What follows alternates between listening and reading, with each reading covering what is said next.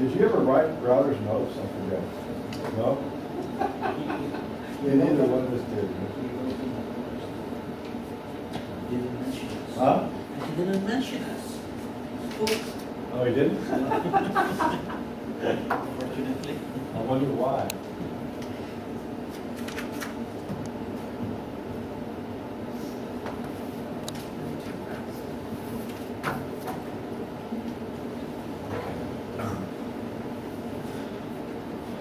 Can you slide down a little bit? This is back, I'm trying to minimize it the other way. No. Yes. I want to go the other way. Well, all right, you can come that way.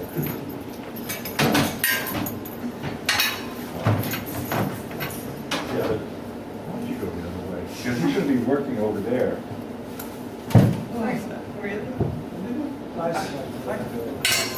Just move down a little bit. You can see the whole damn board. Just move down a little bit. Very well. I need glasses and I don't have it. I can barely read that.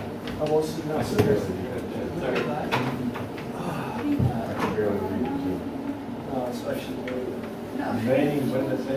Remaining page? So I did. So You don't have glasses? I don't have to do that. Huh? I need to get some still came in. What I do for Santiago. I came in even though I had a fever this morning.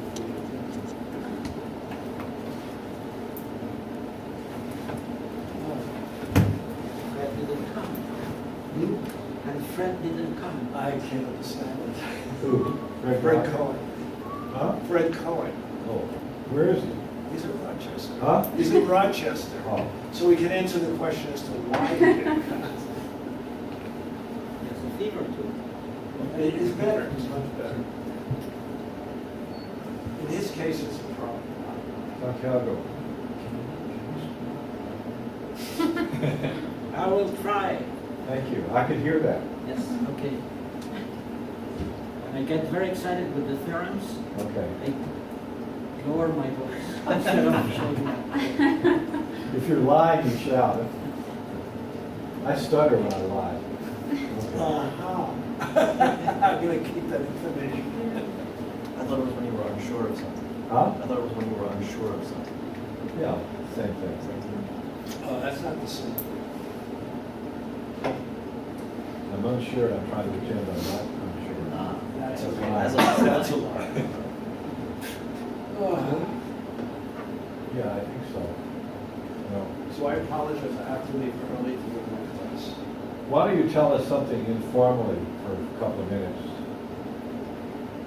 Like the story, when did you start on this, why, and so on. Before you start. The whole talk is the whole talk is an informal story. Okay. But I can Well, what start. about informal? Even more informal. Like, what does Alberto have to do with this? So, the beginning. So, It's hard for you to be informal, I can see that. This is Brazil. Quadrics, oh, France, Holland, Alice. so it all started from a paper by Camacho, Kuiper, and Alice. They studied linear complex differential equations. And there's more than that, diagonals.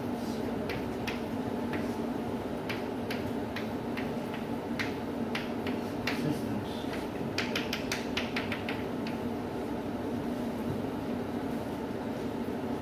And of course, we all know the solutions.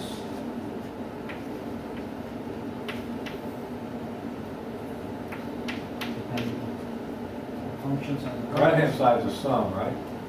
The right-hand side is a sum. No, it's Z prime.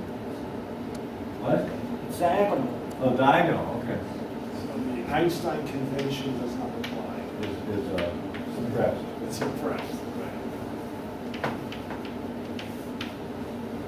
So we all That's not know. all he did. It might be the greatest thing he did. Okay. Z-I naught. He was given a chair was named after him because of the notation. Yeah. Good, good, huh?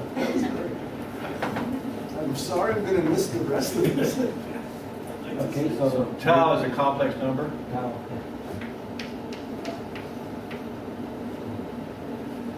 So you can write that. Right.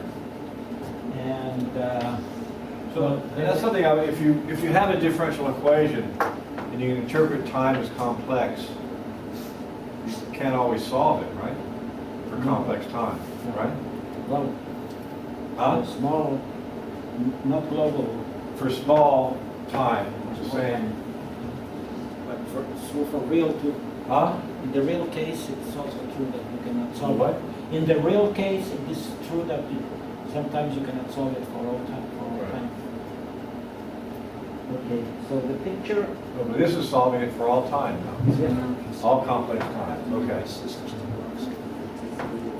And can I draw the picture? The Yeah. first picture is in dimension 4, 5. Something like this. There's the origin, which is the solution But what is that a picture of? of the solutions of orbits. Now you're letting tau be real.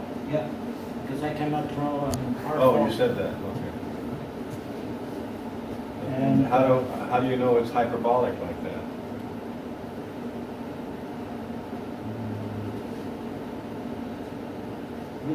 These are not all the cases, but What? this is are not all the cases, but there are all the cases. It's one of the cases. But to understand, let's say, think of the real case, real situation. So there's the origin, which is a solution. Then there are some trajectories that go to the origin. Well, no, the vertical ones went away. Yeah, Oh, well, the backwards trajectory. Backwards. And then there are those that keep their distance from the origin.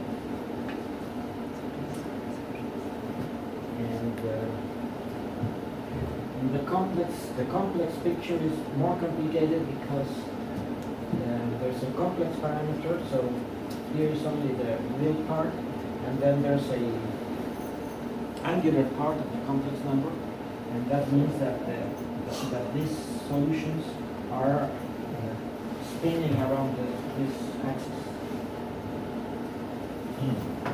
And Right, so the orbit is a copy of C star. What is the orbit? C is a copy of C, right? It's a copy of C. the actual case, these are leaves, two-dimensional leaves. These are formulated except for this. Oh, wait, here. This This is in C2, right? The leaves are seeds. C2. And the leaves are, well, do I think of the covering space of universal covering of C star or not? How do I? The map tau goes to e to the tau is like the universal covering of C star, right? Everyone starts with Well, I'm trying to relate the formula in some geometric picture. these are all C's, but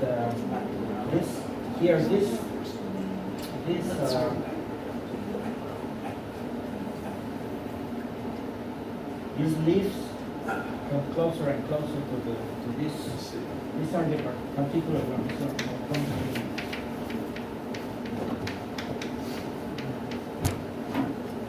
Poincare what? Leaves. Poincare leaves. They go to the origin.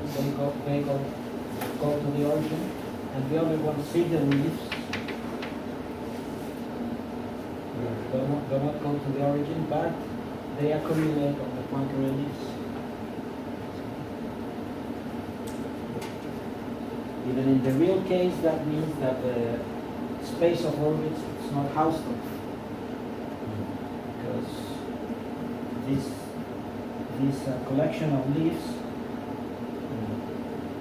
converges to this one, and converges to this one.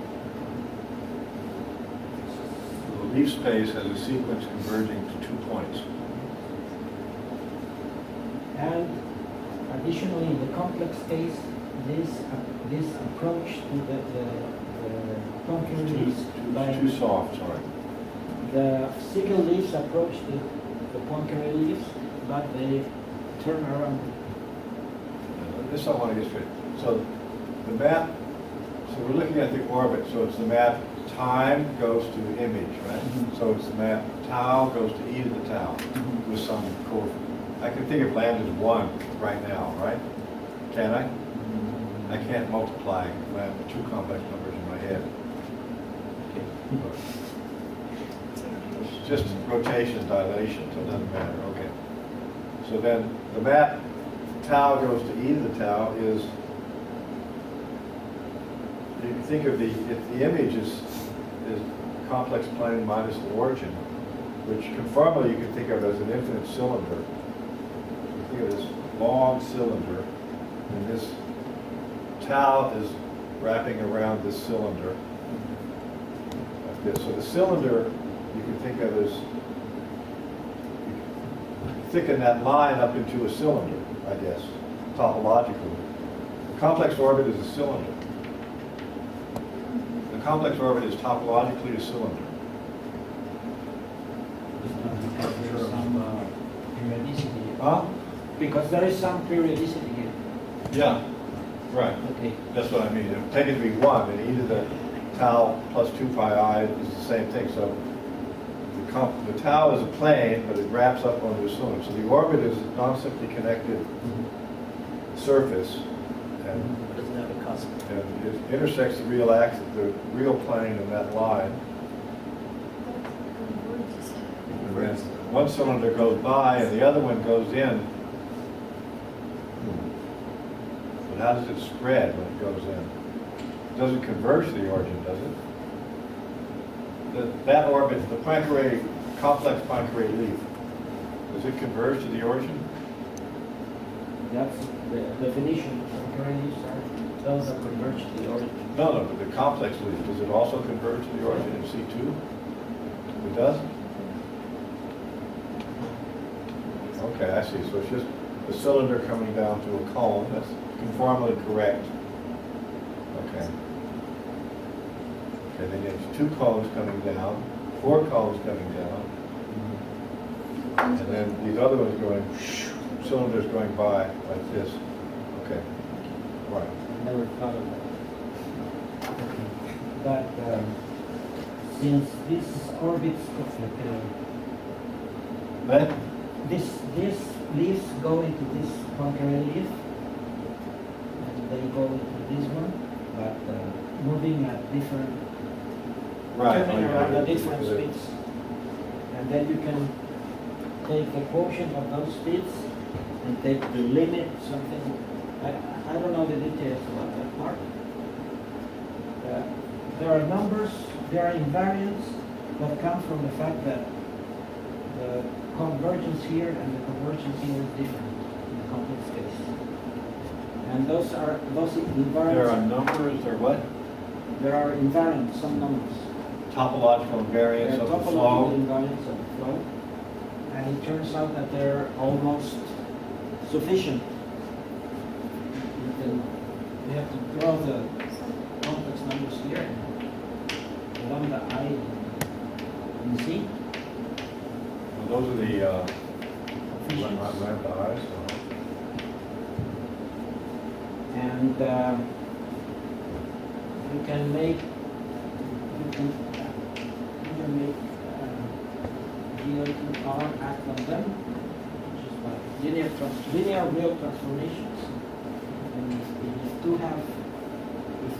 two of these systems, some conditions, two of these systems are, you can go from one to the other by a real linear transformation, then they're topologically equivalent. And That's conversely. And conversely, because of this, all these complicated invariants.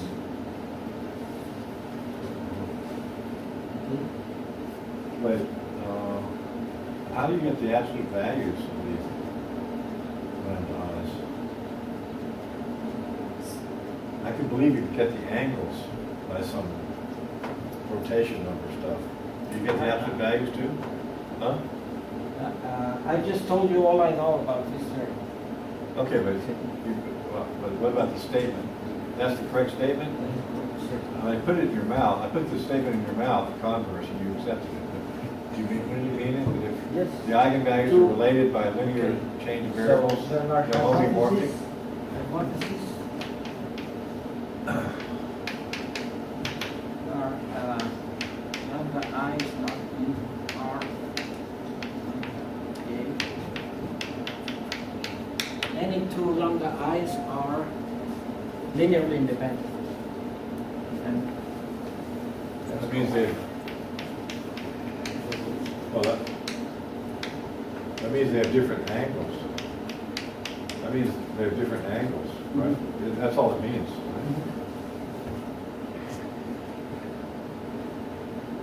and that's And hyperbolicity, that means not everything has absolute value less than 1 or greater than 1. Not? that's it's called hyperbolicity. They call that hyperbolicity? And under that condition, then two of these systems are topologically equivalent, even only if their numbers differ linear transformation. So it's rigid. It's rigid part. And I don't know anything more about it. That's how you stop asking questions. Right? Because what I look at is at the flexible part. And the flexible part is the space of these leaves. You see the leaves, those that do not approach the origin. That's what I know more just that. I see this. All the juice comes from the singularity. And all the rigidity comes from the singularity. And well, one more thing is that I mean, for that, people here don't know dynamics, but see two rotations of the circle with different irrational rotation numbers are not homeomorphic. You can't have a homeomorphism in a circle that conjugates one dynamics to the other, unless the angles are equal. This is sort of some aspect of this proof is related to that fact. yes. And So what's the year of that? 80s or something? Published. Okay. And Corker had to be alive. And 60 and furthermore, 80. this applies to more general, because you have a non-linear holomorphic system with this condition, then it's equivalent to a linear system. And You said all genera or all degree? What did you say? all holomorphic Flows? flows at this, around the singular point. If the linear part Satisfies that. satisfies the eigenvalues of the linear part satisfy this, then they can be diagonalized, and the system is equivalent to the Nice. That's all to with the that linear. paper. That's all. Wow, very nice. So it's not only about this, guys, but it's a linear system. Okay. But what I showed too is that in every of these leaves, there's always a point which is closest to the origin. Every leaf has a point closest to the origin, and these points are characterized by satisfying. They satisfy this equation.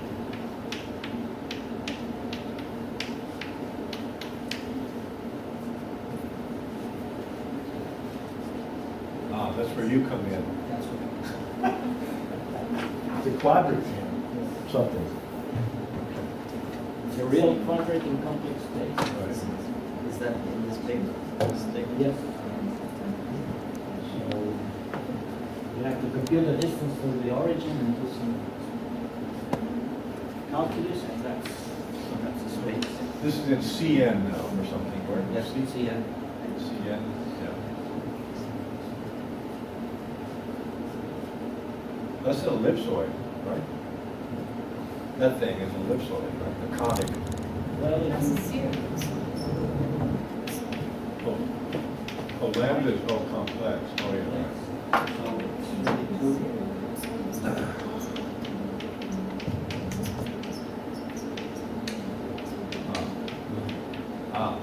Intersection. Two conics, or hyperboloids, or And they're homogeneous, whatever. Homogeneous. they're conic. The intersection of two conics. What does that look like? Supposed to know that. And to understand them, of course, you intersect units here. Oh, you added that? So it's homogeneous. You want to understand, you just intersect with the unit sphere. You know that. And then this guy is the cone. Oh, so the actual thing is the cone of this thing. Huh? Yeah. Cone of it, okay.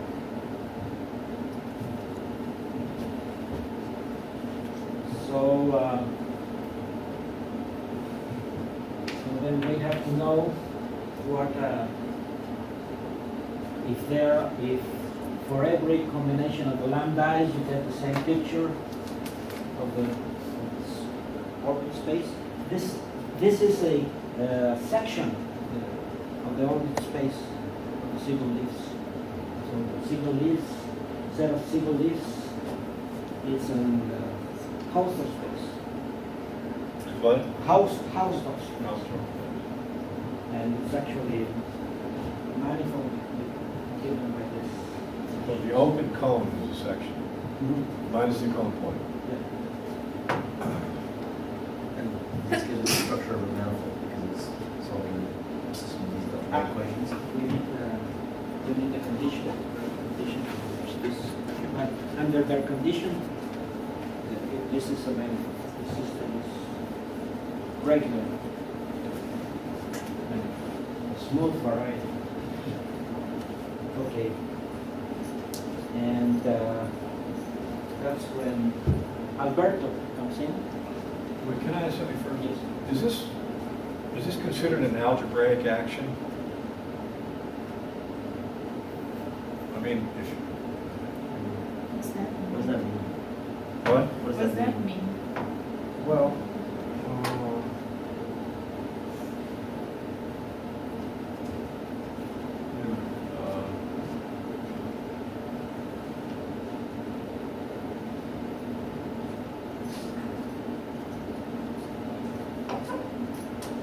you just think of e to the lambda tau as being a non-zero complex number.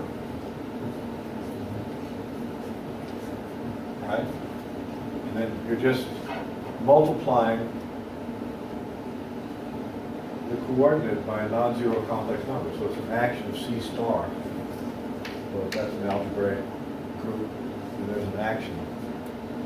Yeah. And then,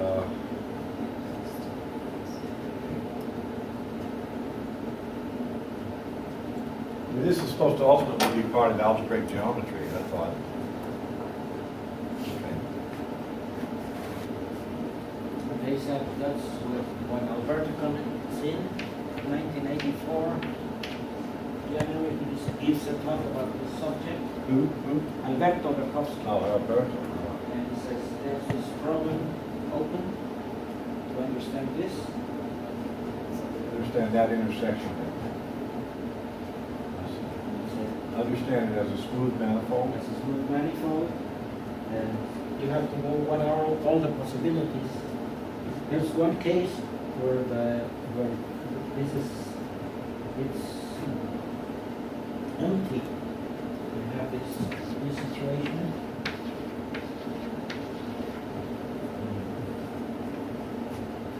The Planck array is empty. And in the Poincaré case, there are no single leaves. It's different. And it's manifolds. So in other cases, it's not empty. So one has to understand what are the different cases. And what's What about the radial lines coming into the origin? Do you have that? Radial lines. The third picture. Radial lines coming into the origin. Yeah. Yeah, but a new picture. It's different from this one. Huh? Different. No, from no, this they're all radial. one. All the lines are radial.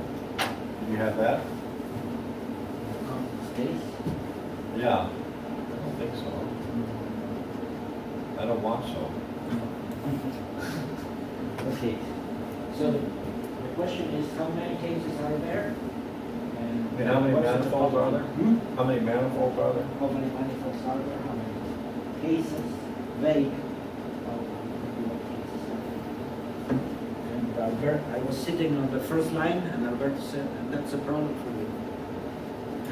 Alberto said, "This is a problem for you." Ah, I see. So then, Recently, that was 1984. yes, Okay. recently. So 30 years later, you're going to answer it.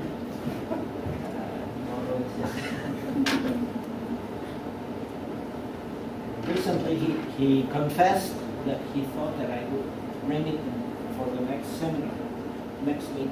Oh, I see. But it took Not me, quite. It took me about a year to have an answer. Uh-huh. Okay. So I'll tell you what the answer is. You first It's a have. natural question. Here's a dynamical system. This is the Hausdorff part of the orbital space. This is the quotient. So there's it's this whole theory, geometric invariant theory of Mumford. And Git, they call it. If you're cool, you say Git. Everyone knows what you're talking about. You know what that, you want to hear that crowd. They say Git, and that they take actions and break them into the stable orbits, the semi-stable orbits, which have nice quotients, describe them in algebraic invariant. So they always form algebraic, Huh? they always form algebraic varieties like this, or? Well, they're thinking about algebraic actions. There are papers A lot of papers. relating it to Git quotients. Yeah, Git quotients, yeah, right. Okay, so the first question is when is that system regular? And it turns out that When is what? when is this system regular? When you get a smooth variety. And the answer is that this happens if no two of the coefficients have their origin in their convex segment joint. The line between them doesn't pass through the origin. This is bad. Oh. This is good. For every pair of lines. For every pair of coefficients. And this is a manifold. This is a manifold. Oh. That means we don't need the whole hyperbolicity condition. We only need R Oh, I see. minus the G. So you can have lambda I, lambda J, linearly independent, or even equal. So you can have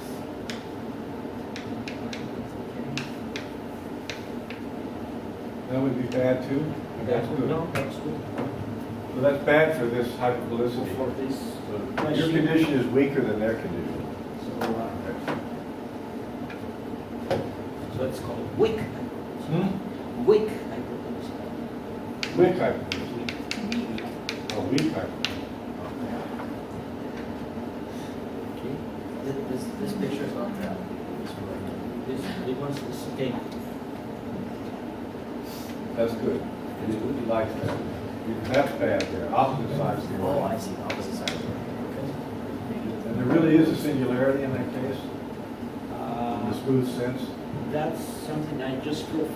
Huh? That's something I proved 30 years later. Okay, fine. There are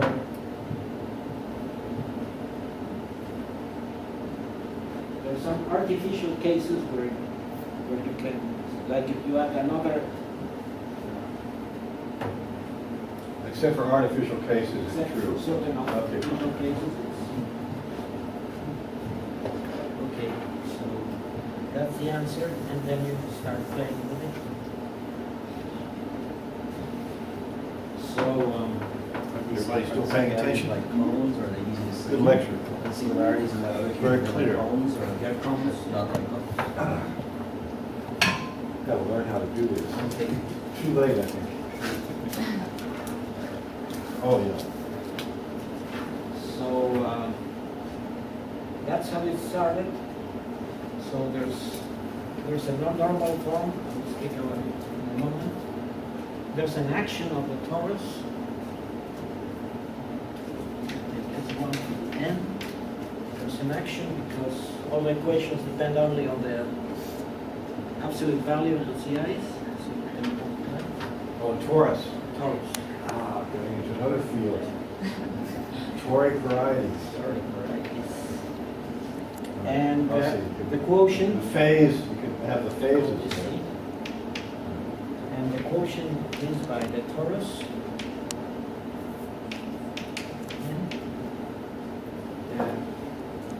Any point,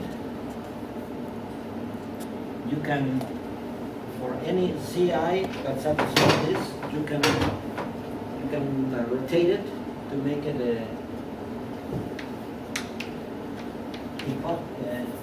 non-negative number. The action is by multiplying by unit numbers, unit complex numbers, and you can always make it. So in every orbit of this action, there's a point where all these are non-negative. And once you're there,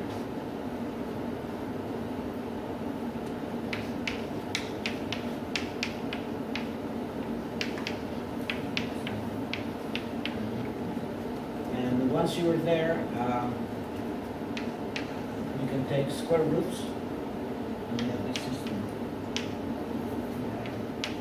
of the i's.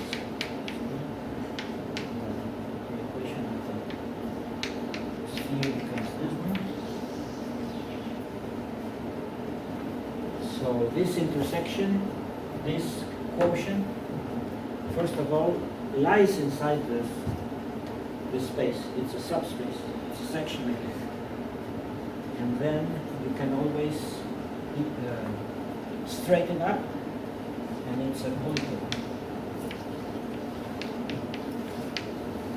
So it's given by this and the conditions. Okay. Summation Ti is 1. What does that mean? That means this in here. They're all positive. That's a simplex. You have a simplex, and then you have a simplex caused by some linear subspaces. Well, you're intersecting the simplex with a bunch of linear spaces. So like what we were doing this morning. The wedge product. Okay. And it's a polytope. And if you know the polytope, you know Z and you know the action. Because the polytope is lies inside Z. You think that V is a part of Z, and you make P cross S1 to the N, and take So how general a polytope is this? any polytope. Huh? It's any polytope. Under this condition, it must be a simple polytope. Well, I'm not sure I understand. The linear section of a simplex, what does it look like?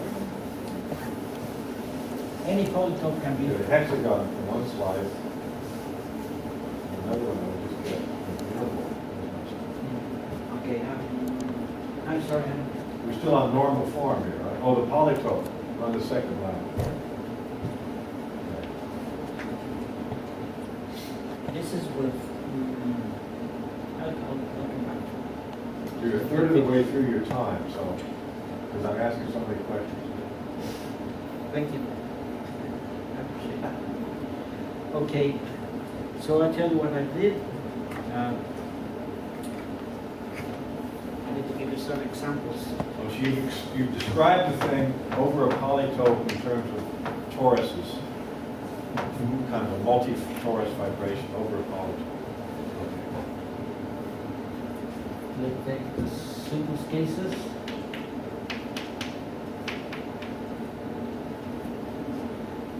Then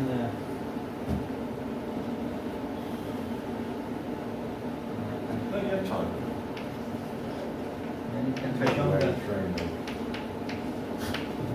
manifold is one process, one Well, process. there's another class coming in here at 4, right? Yeah. We can send them away.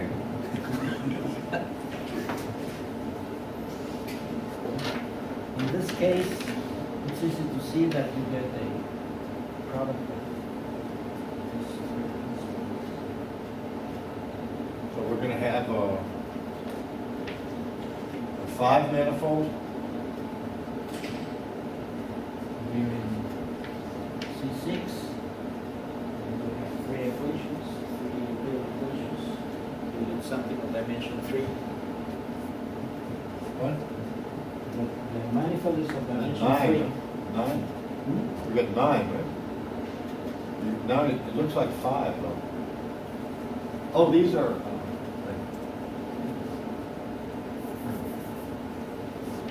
C3. My system license, my manifold license is C6. Why is it C6? Sorry. C3. Ah, Okay, okay. sorry. And you can see that this is the manifold. Oh, Z is that. You're saying Z is already that? In this case. These are 3 equations, 6 unknowns. Okay. So it's 1 orbit. Just one.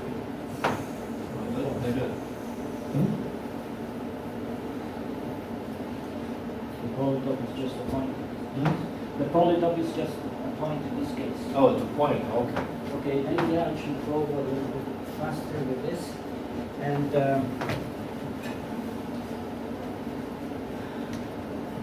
then to tell, in general, some simple cases I can do. But then in general it gets very complicated. And what I did was to compute the homology in terms of the polytope, the combinatorics of the polytope. And well, that's not enough. Wait, don't go so fast. You have an hour and 15 minutes. Huh? Okay, this was meant to be the first. This was meant to be the first 10 minutes. Okay. Could you please repeat that, what you're doing and why it's point, the polytope is a point? Let me move and I come back to all these things. Okay. The thing is that I can compute the homology, and but it's not enough to know the homology of the manifold to know the manifold. And there's a kind of principle in differential topology. I've never seen it explicitly, that to know a manifold, you better have a manifold that it bounds. If you know whom you bound, if I know whom you bound, I know who you are. Really? It's like, for So then you example, know the homology. Then you know the homology. like, yeah, Well, if you know whom you bound, then you know who you are. You Yes. take the boundary. I'm thinking of this, say, for example, the exotic spheres. The homotopy sphere. You look at the homotopy sphere and you see nothing, there are no holes, nothing. But if you find the manifold, take an S7 and define a manifold of dimension 8 that it bounds. Then by looking at this manifold, which is not trivial, then you can tell which S7 is this. So for this book, we have to get a one has to have a congruence like this. And so it's easy to have a congruence like this. You add one real variable.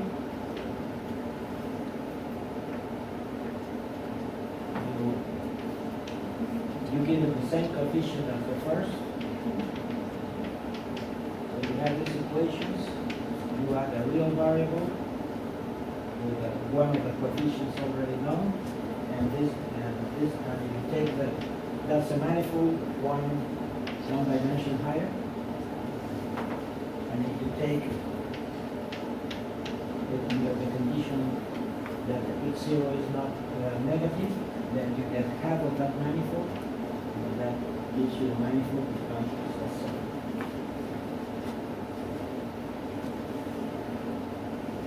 What's that x naught, the last equation? What is that? I have this system. I want to construct a manifold whose boundary is this. So that's one way I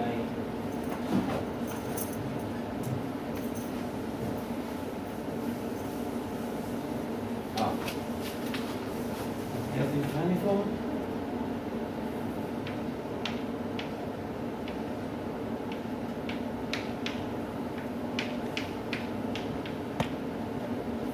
There are many ways of doing it, but one I found was I take another one and add a new variable.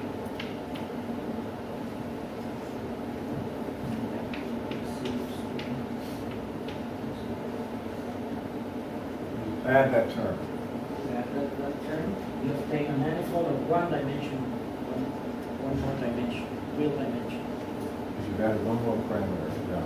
And if I put x0 equals 0, I get the original one. And if I put x0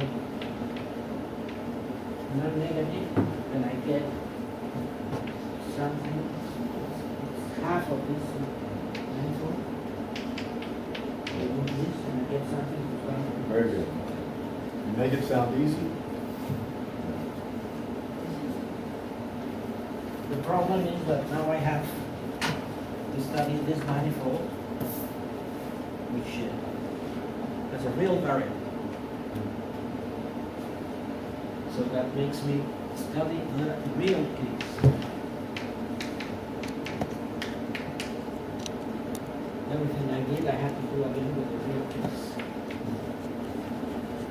And not only with the real case, but with half of the real case. Topology. Semi.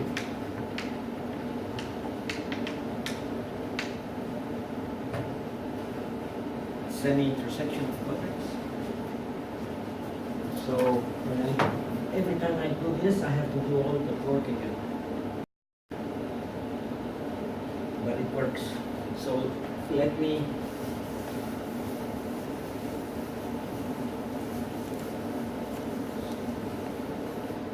start all over again, and now I have real points. Santiago, when are you going back? Next Monday. Okay. So we can continue at my course on Friday in Stony Brook. I mean, just it's an idea. Okay. We'll see. I don't think I'm going to get satisfied here. So I need to consider this case. Same problem with an extra variable. Yeah. No, with all real variables. Huh? All real variables. All real variables, right. So it turns out that the condition is the same.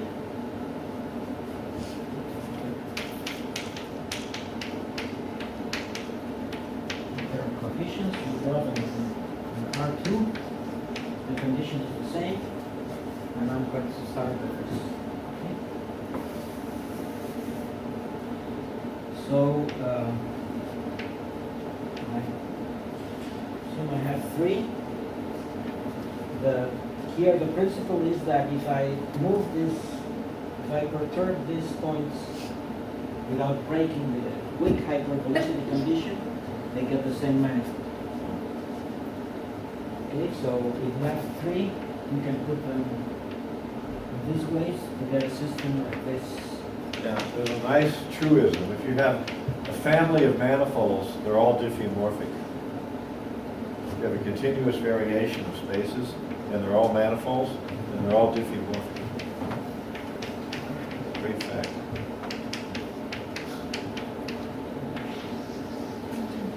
So if you choose your coefficients adequately, you get this system.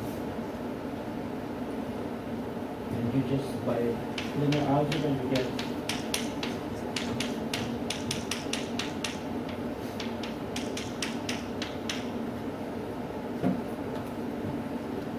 this system is equivalent to the system. So in this You case, get 8 points. manifold is S0, What? S0, A cube. 3 times S0. Furthermore, assume I Analog have, of S1 cubed. suppose I put P points here, P points here, R points here. So the same coefficients, I do the same computation and I get this. So I get S P1.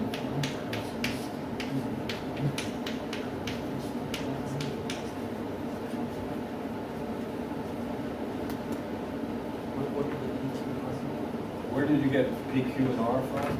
I take now P coefficients to be this 0.110.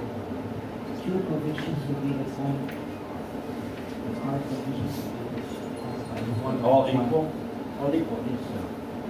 You can do it because that's good for me. Not for Kuiper, but it's good for me. So, This is again, you're using that weak idea Weak of staying idea. apart. Well, you can move the points slightly now, and you still have that manifold, right? So as long as you move them around without violating this weak hyperbolicity, you always have the same manifold. So it's like a configuration space problem. Can you actually find the diffeomorphism from just the perturbation of the points? Yeah. Well, it's like a vibration, so you have to show something in the vibration and then locally trigger a vibration. okay, so I want to get all the triangles.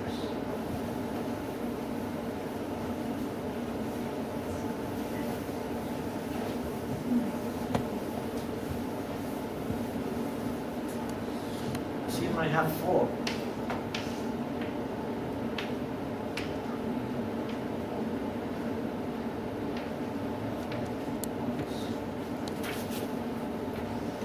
Ah, gotta be careful. Not too much. Huh? Not too much because it's generic. No, I mean, as you move the points, you gotta be careful. Yes. So in this Spread the case, points out. I can join these 2 points. I'm breaking the condition. That's If I join these 2 points. Yeah. Yeah. If I try to join these 2 No, you points can't do at a that. certain point. So this is really like a triangle. 2, 1. And the next case is when I have 5 points.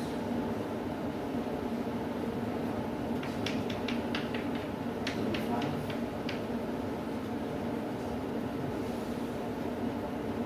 If the origin is here, something I didn't say. If the origin is not in the complex hole, then the manifold is empty. And what? The manifold is empty if the origin is not in the convex hole of the coefficients. So any solution, a solution of this system is the same as a complex combination of the coefficients of the zero. So if the This is the point on that side. Oh, yeah, right. I mean, the first two, so just the first two equations force that condition, right? Yeah. Can you repeat what you said about moving lambda 3 and lambda 4? Why? If I try to join this, for example, moving this point to lambda 3, and at some point I have to go through the line joining one of the points will have to go through the origin. Because these 3 points, the origin, forget about this one, these 3 points, the origin is in the interior. So we cannot have any 2 points.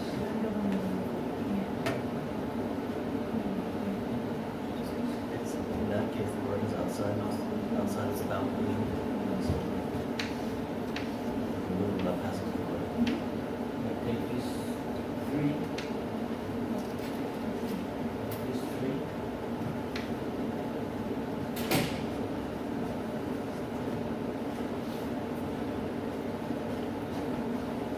If I have my origin is here, then I can join these 3 points, and it's like a 3 plus 1 situation.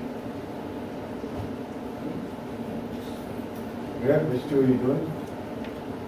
Oh, you could do that. Bring down to 3. If I Wait. Where's the origin? Oh, depends where the origin is. Ah, I see. Oh, yeah. If the origin's in the middle, you're screwed. These in the middle, then I can do it.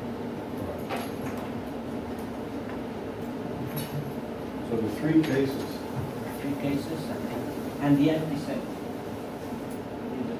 If the origin is here, I can join this 2, this 2, so then 2. And if the origin is in the center, 5. With certain partitions, the 5 come up. Hi, Karen. Karen, you're so wonderful. This is the case where it's in the center. Oh, you can do that one? yes, Oh, that one. That's the this center. one I can do using the polyhedral. This one I can do using the polyhedral.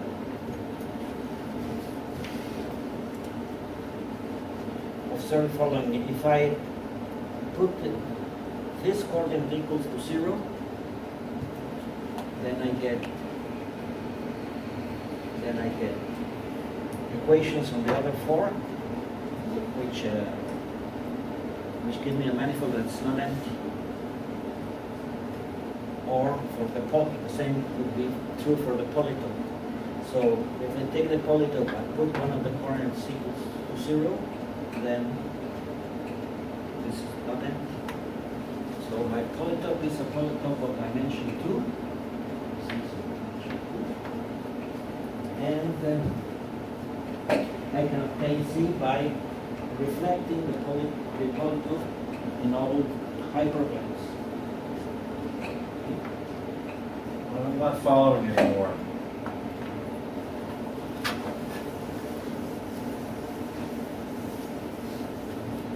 I have that. Which Z? You see, this one. Your variety. The real one. And now I have 5, n equals 5, and those coefficients, the coefficients form a pentagon with an origin in the middle. See?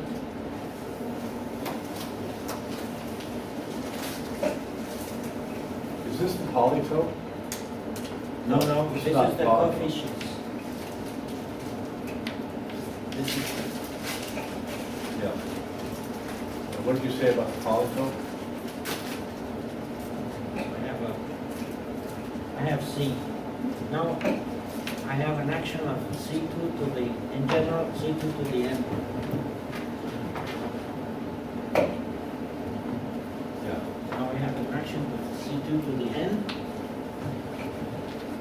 have a quotient, which is again a polytope, which is in fact the same polytope as in the complex case.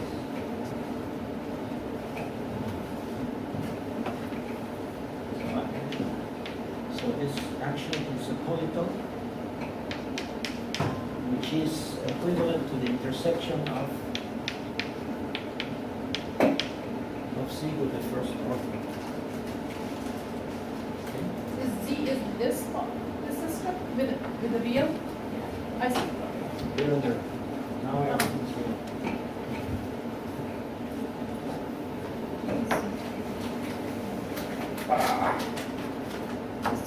Thinking it's like this, right? Here's Z, and then you fold it up like that to get P. The involutions. Well, that's what it's saying, it's like reflecting the light. Right. You have the manifold and you have the intersection with the first order first. And then you make the reflection on the other.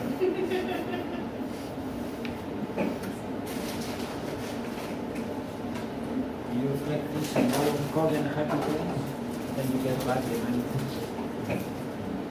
So that gives a cell P and all its reflections.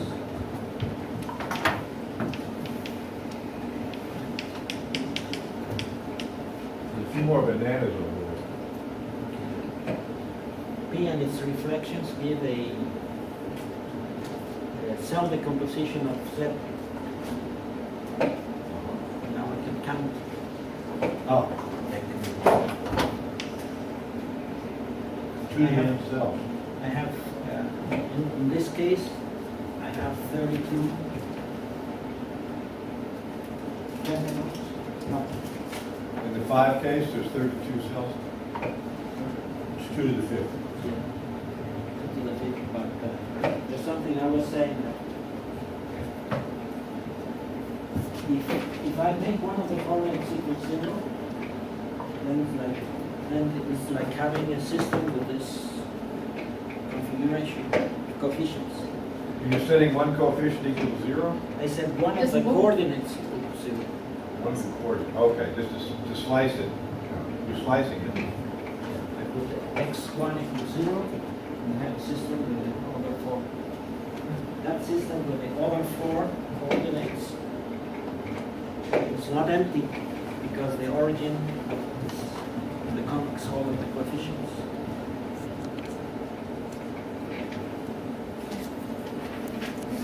Next, eraser over one of those things. Those are like the coefficients. And then you set coordinates equal to 0. Take the intersection of x, subset x1 equals 0. How does that correspond to putting your hand over one vertex? Well, I have a system that starts.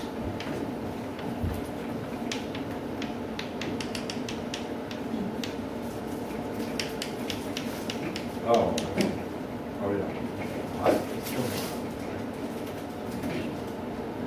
I put x1 equals to 0, then I get this system of equations. I get the system of equations Yeah. with 4 variables. And if I look at here, that system of 4 variables, that set is not empty because the origin is in the convex hull of coefficients. Okay? That means that the polytope P intersects all coordinate hyperplanes. So P is a pentagon. What's a matroid?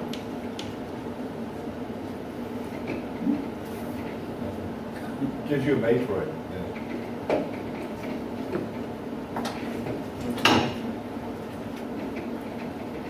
Well, the combinatorics of that is quite interesting. So the way a hyperplane intersects coordinate planes.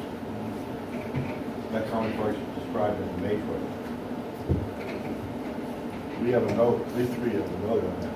And the homology and stuff. Top homology of an M complex has the structure of a matroid. Oriented matroid.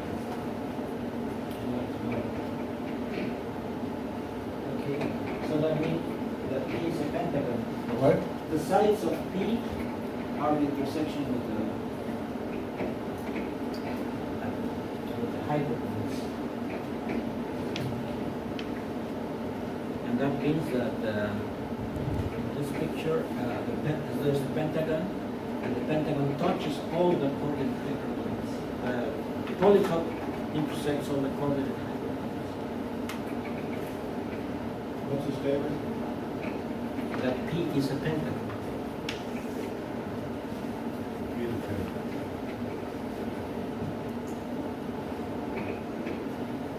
How do you get a pentagon on a coordinate hyperplanes?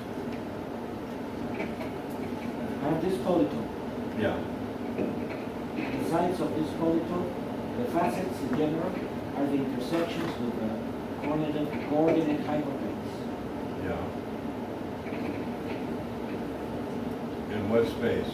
How big a space? For this I'm in R5. And I take R4 of the polytope P. The side of the polytope is one of these coordinates is 0. So the sides, in general, the facets of the polytope are its intersections with the coordinate hyperplanes. In this situation, the polytope intersects all coordinate hyperplanes. So if I put any coordinate equals to 0, then Is the pentagon planar? It's not, is it? no, Huh? the solution will make it planar. No, but I mean, you have 5 hyperplanes in R5, right? And imagine how the pentagon.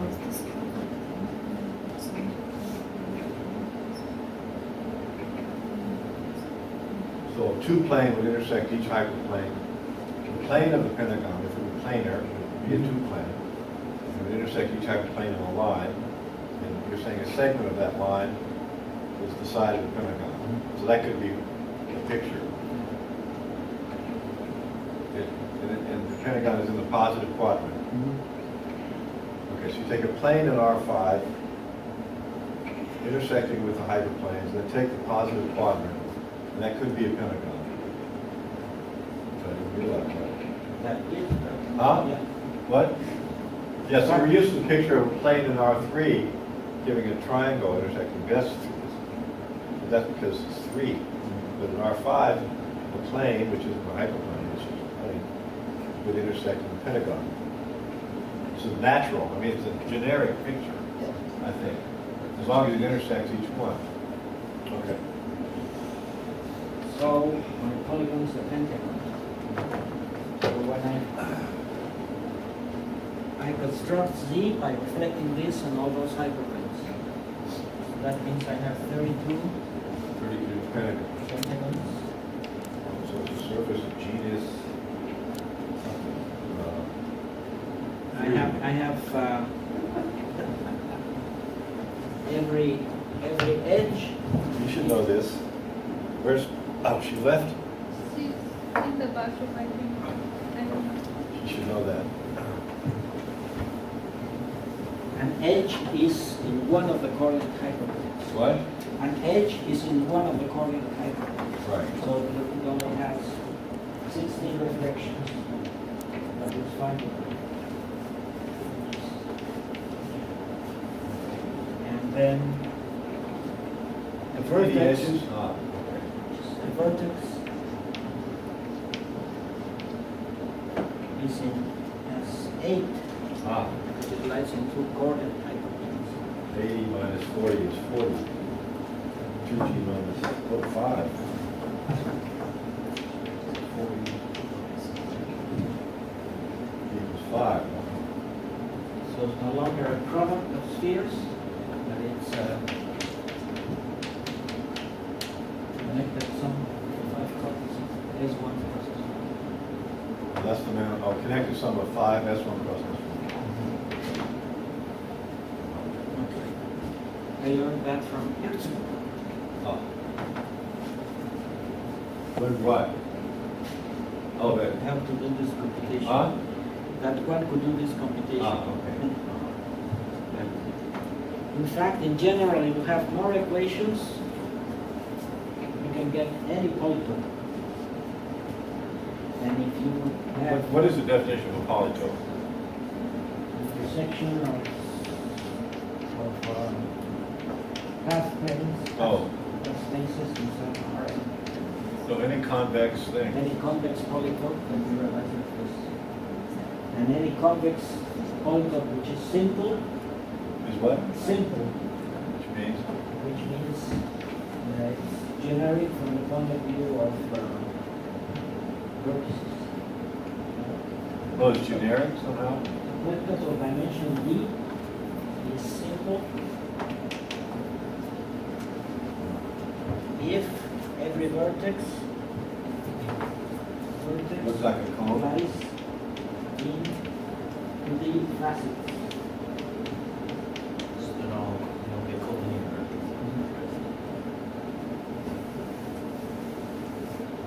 So this is So that's like the manifold with corners. That's not simple. Huh? that's not simple. Yeah. And you move it a little bit instead of one vertex here. You can have a line.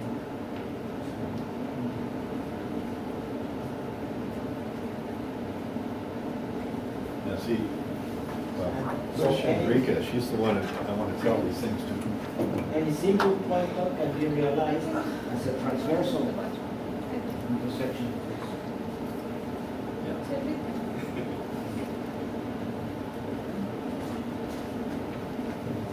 It's kind of an alarming point. If you try to make a smooth construction near that vertex, you can't specify things on those lines independently, because that would be, you can't make a linear map that does 4 independent things on lines. The 3 you can do. It's like a basis, right? So you can do smooth topology and everything works well as long as it's simple.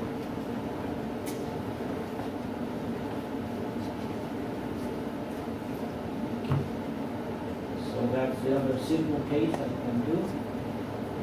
And then, So what did you say about simple? That was the definition. What's the statement? that when you have quick hyperbolicity Oh, it's and the simple. corresponding thing with many equations, Okay. then the polytope is simple. The polytope is simple? Simple. Ah, okay. And it's actually transverse through all the coordinate hyperplanes and smaller things.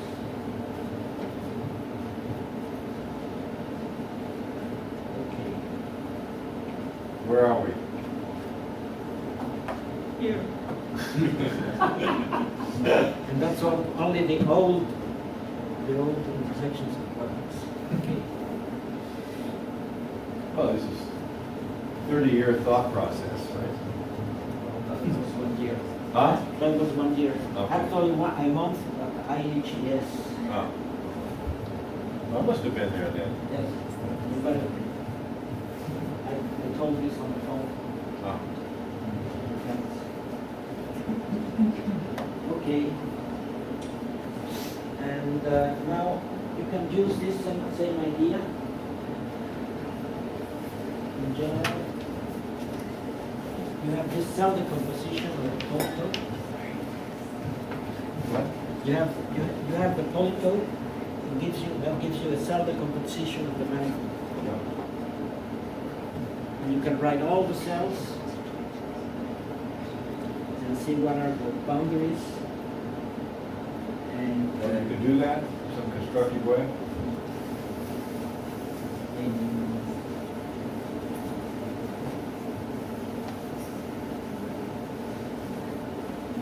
and that will take me most of the time to spec this to tell you exactly how it works. Give that a homology composition.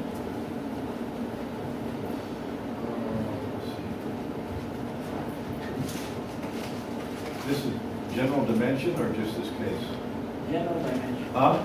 General dimension, in fact, for any number of quadrants. That'll be maybe the idea. have the polytope. Then I have to reflect it. Okay. If I take this edge and I reflect it on this plane and on this plane, I get something like this.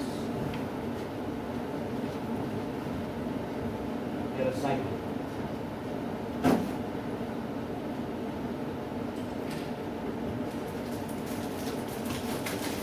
I don't know what to do now. What do you want? I can explain, tell you all about the homology of this. You took that edge and you reflected about what? Every of these edges is the intersection of a hyperplane. So the whole thing is I reflect it everywhere. Now I take this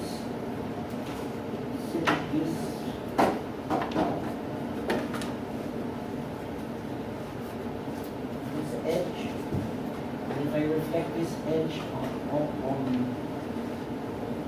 on the hyperplanes it touches, then I get four, and I get a cycle.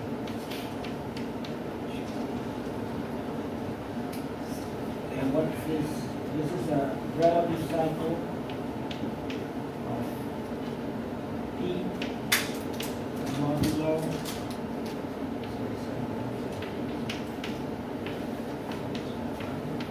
So this is 5, and once it's reflected, gives you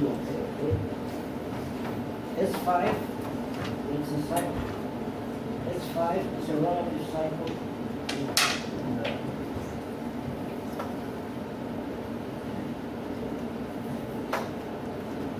it's a cycle of P mod these two cycles.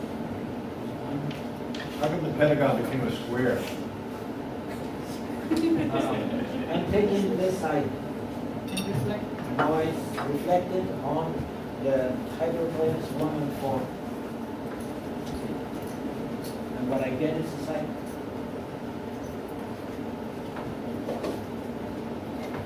So the general idea is here, if I have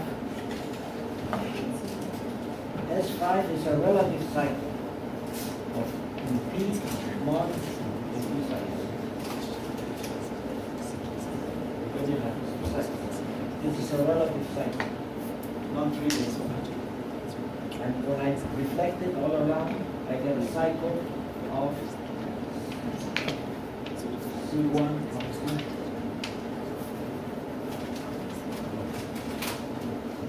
Barbie-fold cycle. That's it's a real cycle. It's a relative. This is a relative cycle. Why is it multiples? Why is it multiples? Just,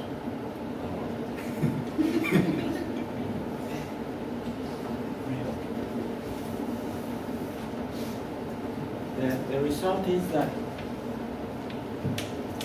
the cycles of Z are the direct sum of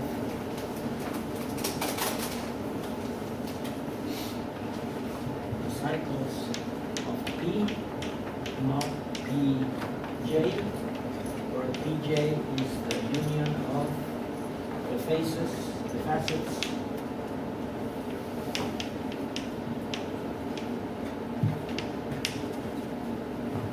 Take any union of facets of the plane. And then this idea gives this decomposition of self-complexes. are these chain complexes? Chain complexes. And therefore the homology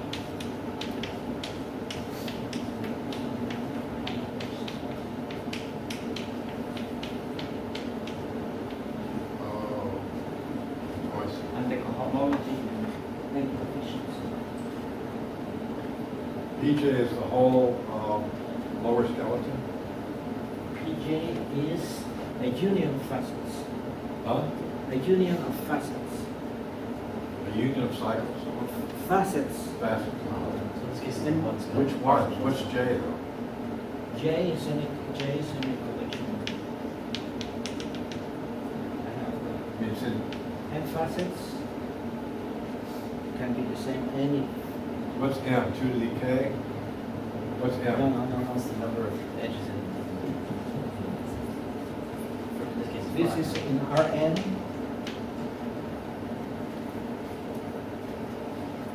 This is a polytope, has n facets. That's J. This one has n. Usually n equals n. What assume that? Meaning that the polytope touches a small coordinate hyperplanes. You can assume n equals n. So that take all collections of facets, like here. It's a direct sum over what? I mean, over capital J's or what? Yes. No, here, the formula. Yeah.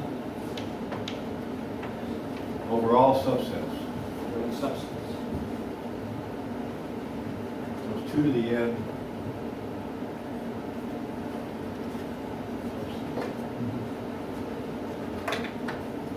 Or some are trivial. For example, I take just one. I take just this one. Then P naught S1 is 0. If I take 2, actually by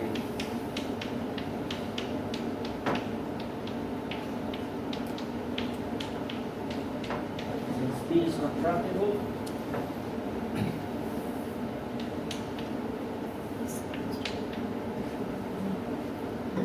this homology, this relative homology is less than homology. The boundary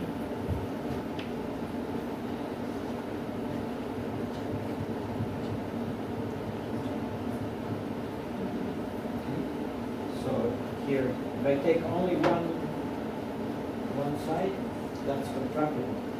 So B and J is 0. If they take two that intersect, then again that's contractible. So, and I take 2, Opposite, you get something. and I take 3, I keep the complement here.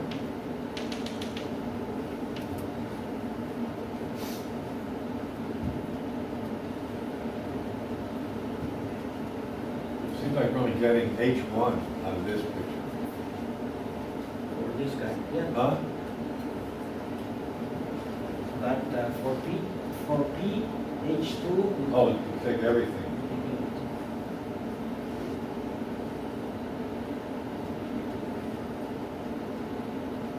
Oh, so we should see the surface of genus 5 from that picture already. Right? Because I have 5, 5, 2, and 5.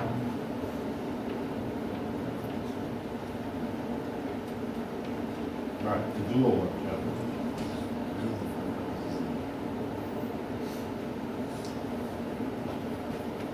and there's only one point. And then you have the top cell. There's your surface of genus. And also you see the Poincare duality. Yeah. So they You have, intersect. in Z, you have Poincare duality. In P and its facets, you have Alexander. And if you consider the sets G, Left. the Morgan duality. Morgan. Complementary. Morgan duality. Yes. This in some sense because the basis you get here is not a symplectic basis. You can always turn it around.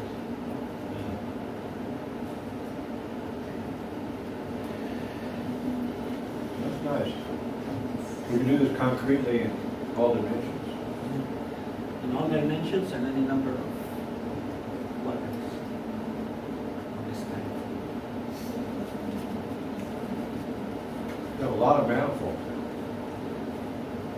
What are they?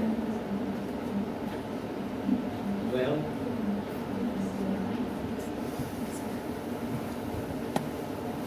some of them complex?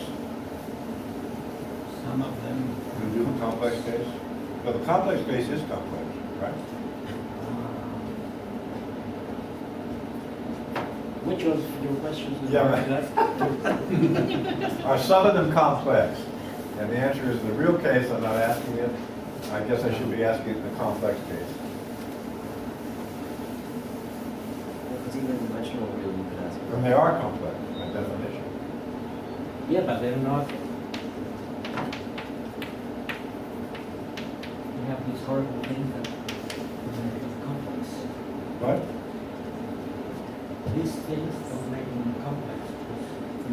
I'm taking absolute value, so they're not holomorphic equations. Yeah, I know, but it was the leaf space of an analytic action, so therefore it's complex. So, I'm looking at the picture, the synthetic picture. so this is complex Yeah, because it's transverse. yeah, right. But that's complex. The cone on it is The complex. component is complex. Or go to CPN-1. Oh, I see. But it's non-compact. I see. These are non-compact, right? But you can projectivize. Everything here is, Oh, you projectivize. you can projectivize everything.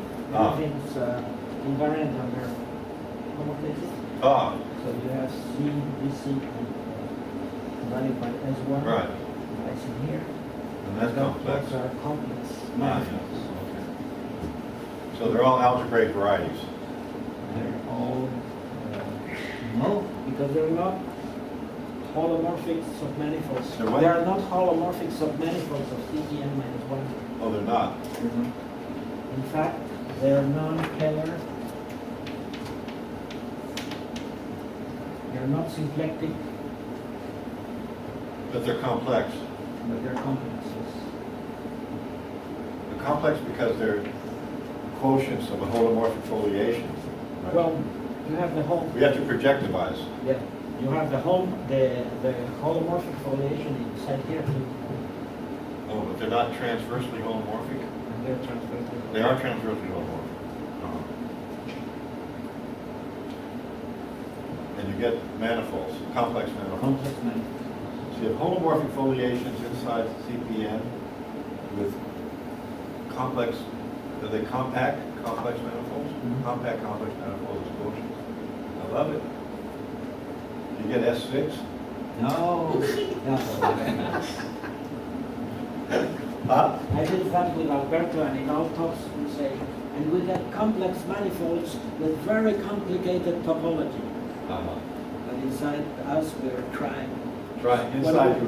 we really want is S6. this is S6. That's it. No. Okay.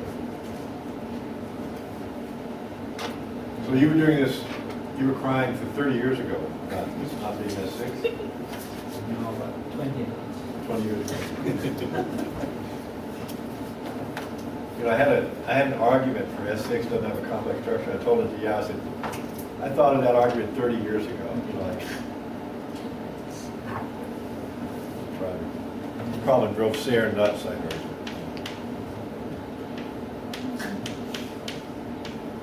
He thought he could prove anything, right? Sayre. Oh, you get those, You can get things like that. things like that. What are the conditions on A, B, and the number? Yeah. So, can I ask a question? Do you get a complex manifold before you go to CPN, or do you not get a complex manifold? You get the 4, but it's non-compact. She's You've got to, it's going to make it. See, these are non-compact. You're going to projectivize it. Take out the origin, which is good because that's a bad point for you. Take out the origin and then projectivize it, and then cool. What does it look like? I mean, they're filling up CPN? They're filling up CPN minus 1, right? Well, you have the same thing. You have these. Oh, you have those? These. You have those two. Oh, you have those two. Well, they're filling up an open set, but they happen to have a compact quotient. Okay, I see. But you're only looking at the Siegel leaves, not the Siegel leaves, leaves, right? So you don't look at the ones that are coming to the No. that are converging. So here we have something again complicated, but it's a nice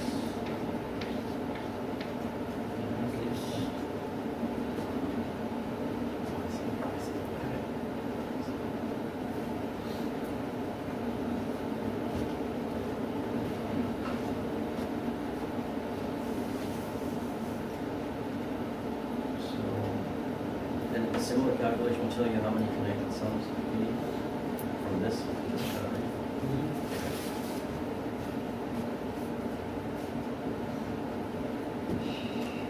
I haven't finished the first hour. We'll wait, or maybe you have other questions?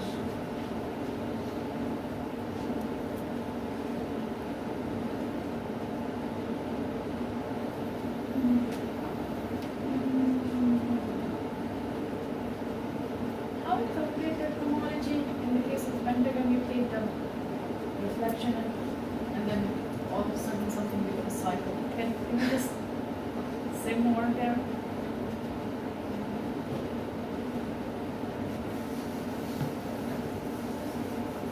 Okay, this was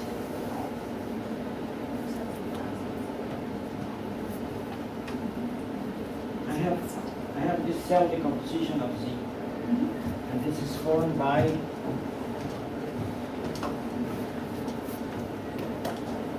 Sigma. I'm going to explain a little bit this. What? I'm going to explain a little bit this formula. Hey, do you get S6 cross S2? S odd plus S. What? Now we get the Hoff manifolds, the They're all odd, those integers? no. So they can be even They can sometimes? be sometimes. You don't get S6 cross S2.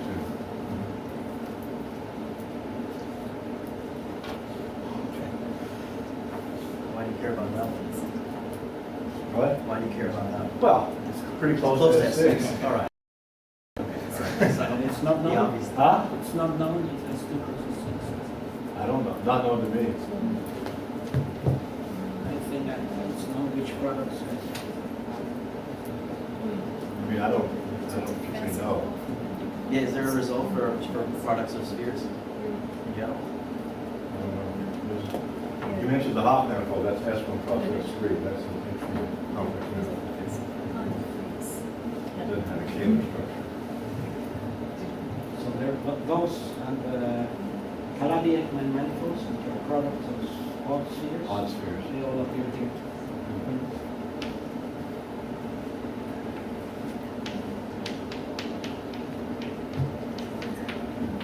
You get these ones, and when you quotient by S1,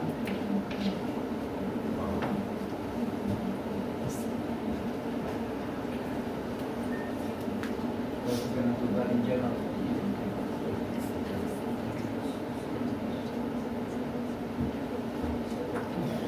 So, Well, the S1 is what puts it in projector space. yeah.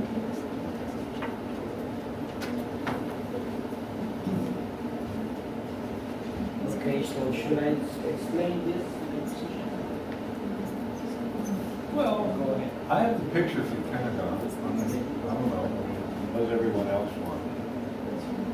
She wanted a little bit more about this. Okay, no, say more. So the NFP and all its faces, or all its dimensions. And if I have a face sigma, and I have sigma and all its reflections. So a face sigma will be given by the intersection of facets. Right?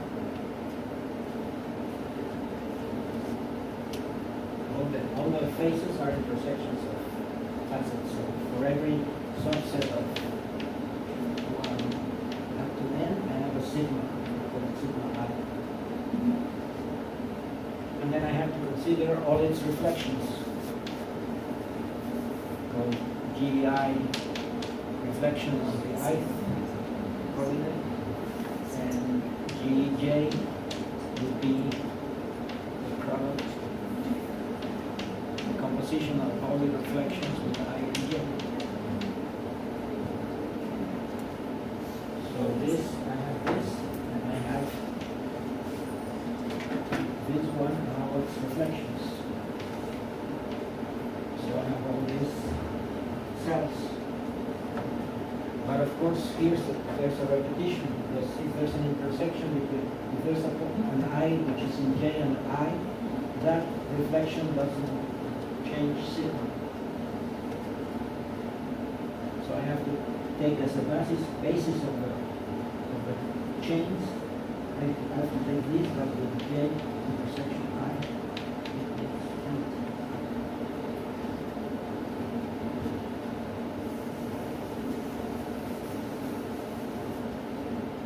So this is the sum of all the G of all the.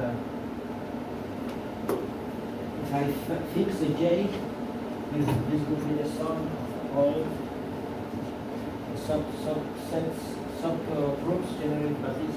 But this is not a subcomplex, because when I take the boundary will have more indices, so you can have intersection with G. What I do is, what follows from the drawing, I take HI equals 1 minus GI, and I take HJ as a product of HI, and J,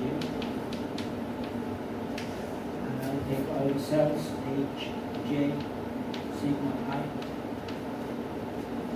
Chain now there's our chains. This is another basis for the chains. And if I fix a J, that's a subcomplex. The chain subcomplex. Because if I take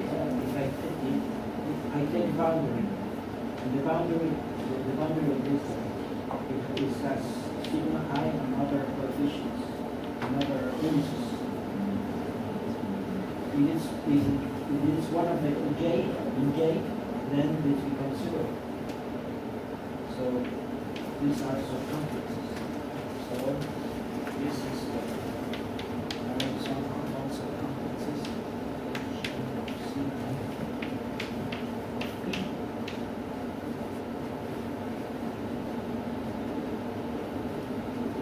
And Hj of Ci of P, this Hj kills precisely all the chains that are in J. So this is the same as this.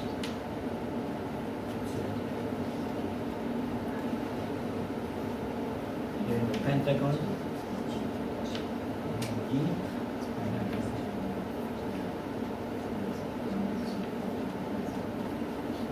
sigma, G1 of sigma.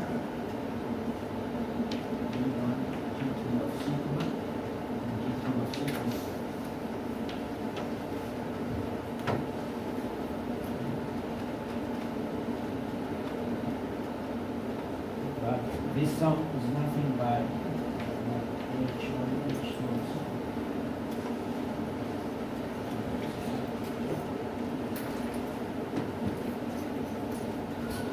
Okay.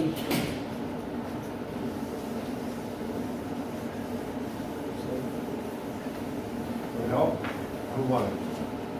You won it?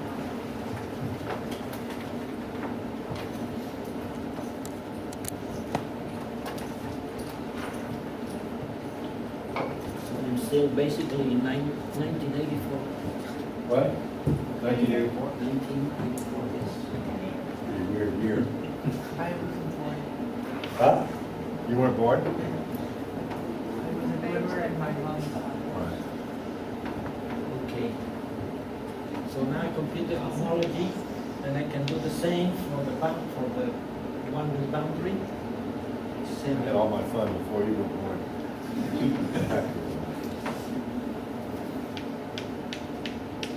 And what can be shown In those particular cases, It's like a pastry.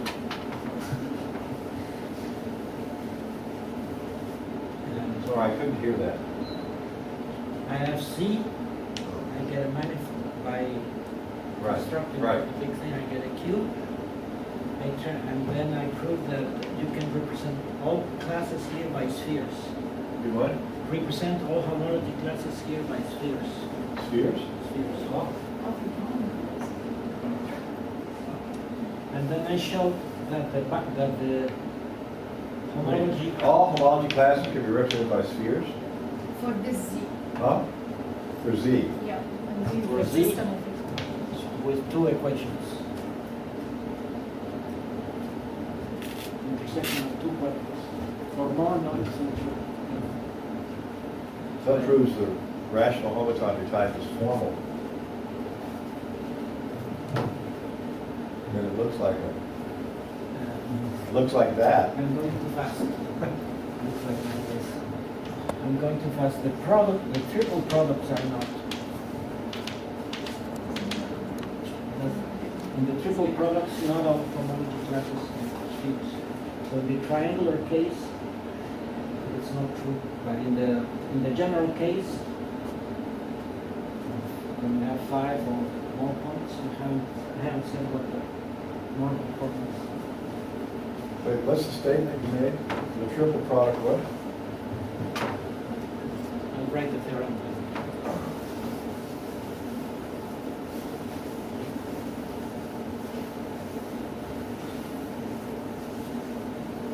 I'll tell my George Cook story while he's erasing. When he was a third graduate student with Santiago and I asked him, George, when is a space the product of other claim spaces with the same homotopy groups as space? He says, well, Dennis, without hesitating, well, Dennis, if and only if the Hurewicz homomorphism is an injection onto the direct submantle. So here he said, with rational coefficients, it's an isomorphism, or maybe with integer coefficients, it's an isomorphism, right? You said the homology, oh, there's a kernel, though, from the homotopy group to the, yeah. I'll take back what I said. Okay, so the theorem of 1984 is, first of all,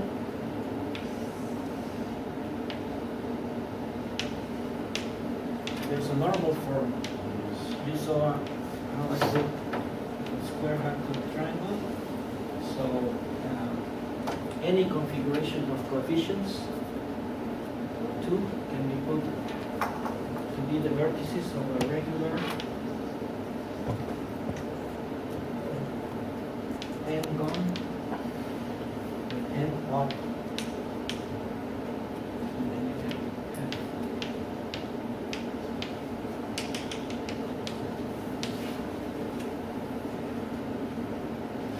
so what I did with the triangle, with 4 points to get a triangle, you can do in general and put it in this configuration.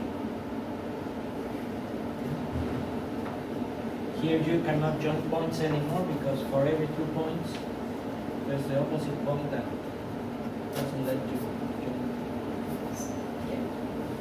What is this discussion, what we doing? I have a general system as a Oh, I see.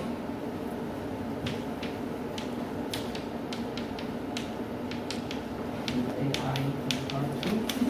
You want to? Two quadrics, and I claim that I can always move the coefficients as I did for the 4 down to 3, so that all the coefficients are points in a regular M1 R2. And at every vertex of the n-gon, there will be a certain number of points. So that's a normal form.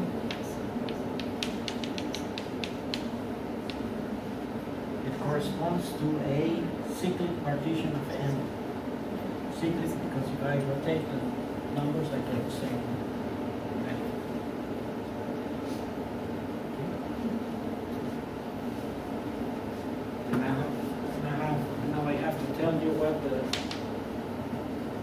what the variety is, Z, is when n equals 1, then it's empty. 0, when n equals 3, it's a product of spheres.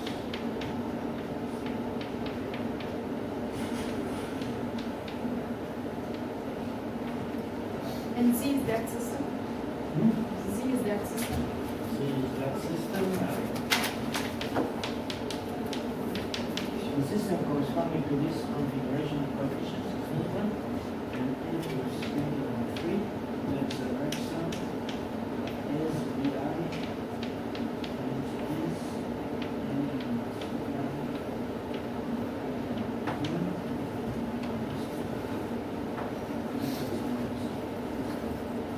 and di, let me tell you what di is.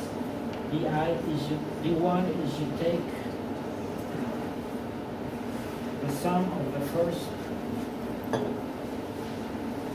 up to n over 2, you take the sum of these numbers. Then d2 is you take the sum of the numbers. And n is 2 Half, some half the guys. half the guys. Take q of the guys, and then the next q, and the next q, and that's 4.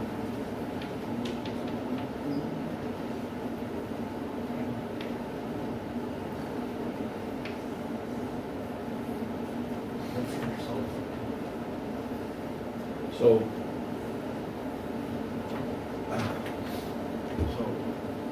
I can imagine you can get a homotopic equivalence, because of what you said, the spheres generate the homology and some geometric construction. But how do you know the manifold? I use this semi-manifold. You semi-know? No, equal, is this homeomorphic or diffeomorphic? If you want. Diffeomorphic.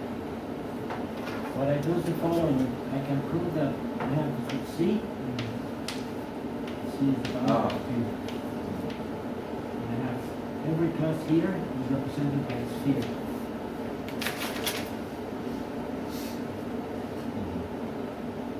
And I can show that each line of Z into each line of Q is onto.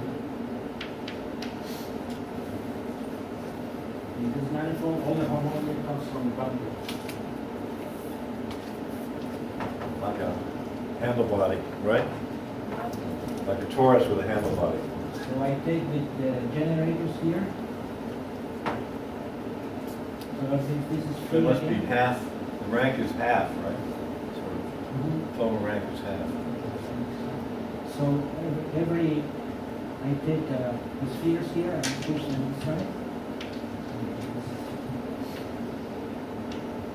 The sphere inside representing the homology classes, the homology of Q.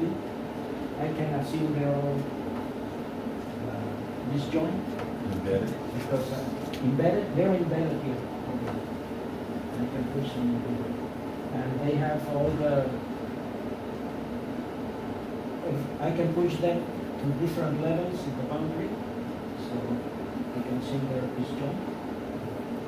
And then if I take a equivalent neighborhood of this, and I join it by one cubes, Right. So it really is like the handle body picture for a surface. Surface, and you fill in half, you have half the homology inside. This is the H coordism between there and there. and since all the homology of Q is in here, then it's in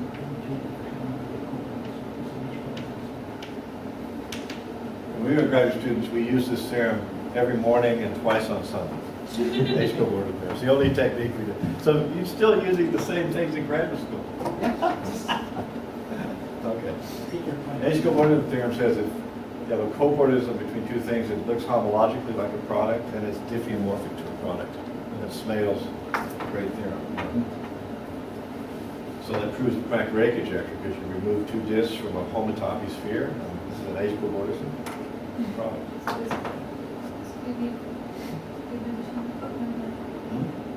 I can't hear.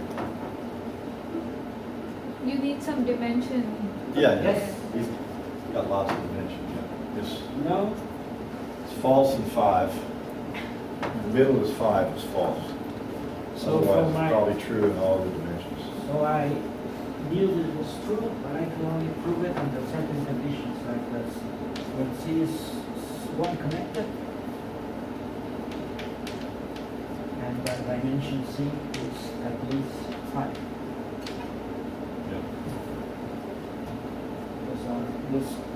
So for 4, you might have some exotic examples, right? That'd be interesting to show that. You don't think so? Nothing exotic. Huh? Nothing exotic. What? Well, Yeah. remaining cases. Those are the remaining cases. A few years ago, I proved that. Wow. But that's another story. The new ones. Oh, you can prove it, Yes. but you're only stating it part of what you proved today. This is this proof is. Proves it. This proof proves that. So.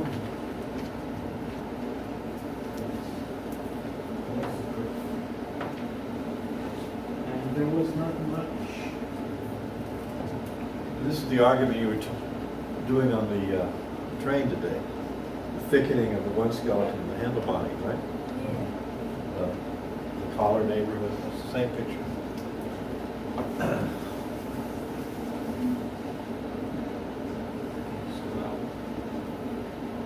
So those are the old intersections of quadrics. But for all of these cases, these are the manifolds. And these are the projective ones or the real ones? Huh? The real ones, it includes the complex ones. The complex ones are particular cases. What? The complex one, It's a similar, no, this one. These are just particular cases of this, the affine ones. And the complex ones are more complicated. the circle action, you mean? But that's what you have down here. Circle actions are not exotic, but the actions are exotic. But they're obtained from these kind of things by circle actions. You can cross the circle, take a circle. This is that if all the ni's are even, then I can think that. You assume that? No, if all ni are even, then I can put them this way. And I can put them this way. Yeah. And then the quotient of this guy by this one has a complex structure. What? The quotient of this manifolds by S1 has a complex structure. And you can put S1 actions with more than one S1 action. You don't know exactly what the action is or something exotic about the action, right? So just, you have Well, as not exotic, but the actions are. in this case, it's just Standard diagonal actions. This seems to be Not sure. different things, new things. So I'll tell you about the new in 5 minutes. What? I'll tell you about the new intersections of quadrics in 5 minutes. Okay. That's the old? That's the old. And Got 4 minutes. for a long time, nothing happened. And then in 2002, there was a paper by Meersseman and Bosio. The problem, what are the problems here? When we have more than 2 quadrics, and then also the non-diagonal ones there. And for this, it's kind of looks like impossible to give a complete classification because there's no normal form. This normal form is the one used that has to do with something called the Gale transform. Polytope you have the Gale transform, and for our polytopes, Gale transform is this, and that's what is used to classify all polytopes of dimension D with D plus 3 facets. Those are classified, and essential element is this. So for you have more, then you have polytopes with D plus 4 facets. Apparently this is out of possibility. Okay, so this thing was very difficult. Then in 2007, Sam Gitler gave a talk, and they have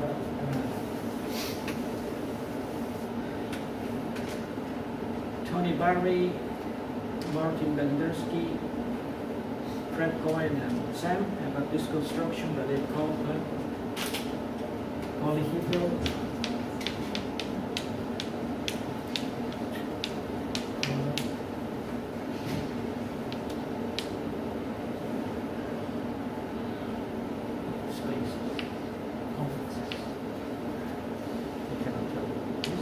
It's a very, very general construction related to generalizing what we were called moment angle complexes. What? Moment angle complexes. Generalized it, this idea. And it turns out that all of this is contained here in the field. They're complex and the real ones and the cover distance. They have a splitting of the homology in that general situation. In fact, they have a splitting of the space of the. You take the suspension of Z, then the suspension of Z it splits as a wedge of spaces with whose groups are the groups are Split up to homotopy type? homotopy. Huh? Homotopy. Yeah. And then,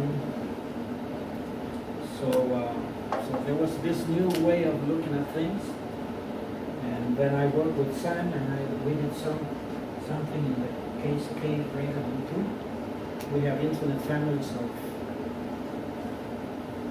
manifolds which are again of this type. Which are what? Which are again of this type. So for which problem? Oh, of this?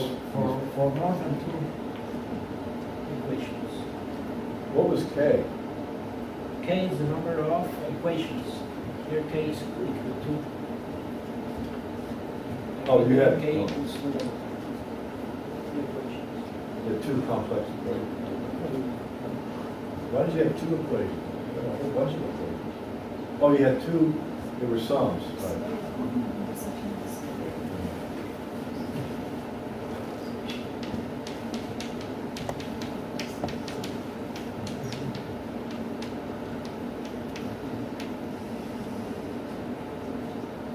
Coefficients were always in order. Oh.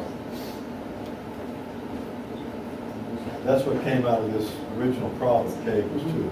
Now you, same type of equations, but Seems impossible. huh? Seems impossible to give a complete answer, but we have many, probably most of the cases it seems are of the type. And for K equals 2, then Check the I was hallway. able to do the non-diagonal case. What? The non-diagonal case I was able to do. Just take any 2. You out there?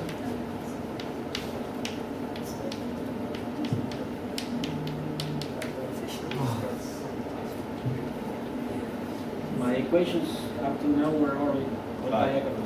Yeah. I can take any 2 quadratic forms, and in the in every case, I can tell the topology, it's again of the same type. Some new types of You can do what? essentially this kind. Connected sums of products, twofold products. Dave was two. For these higher pays, do you have more products here? No. No, still two? What I do have is, well, I can take, if I take two of these, I can take the product, and the product can be written in the same way. So the set of this is closed under products. Oh, this form is closed under product? So you take the product of sphere. Yes. And Huh? you can take the product of any number of spheres times the number of dies. You're saying these manifolds are closed under products? The C in general for any K. You take the product of this, of two of these, then it's an intersection of quadrics, but you need more than two. Oh.